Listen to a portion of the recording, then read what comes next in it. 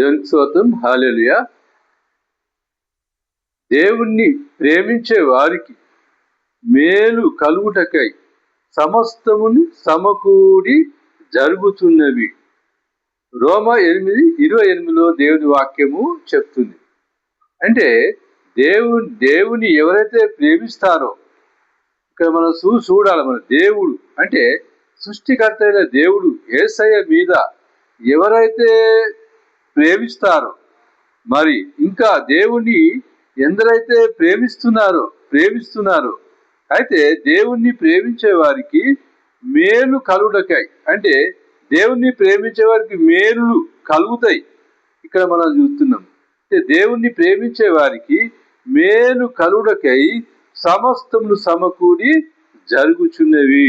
అంటే ఇక్కడ మనం దేవుని వాక్యం ఏంటంటే, దేవుణ్ణి ప్రేమించే వారికి రానున్న రోజుల్లో అనేక మేలు చేస్తాడని మనం ఇక్కడ చూస్తుంటున్నాం. ఎందుకంటే దేవుణ్ణి ప్రేమించే వారికి ఏది తక్కువ కాదు మనకు.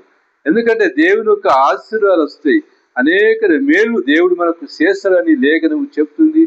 దేవుని వాక్యం దీవించుగాక. దేవుని మరింత మనం ప్రేమించాలని దేవుని వాక్యం చెలవిస్తుంది. దేవుని వాక్యం మరింత ప్రేమించాలని మన దేవుడు చెలవిస్తున్నాడు. దేవుని వాక్యం దీవించుగాక. ఆమేన్.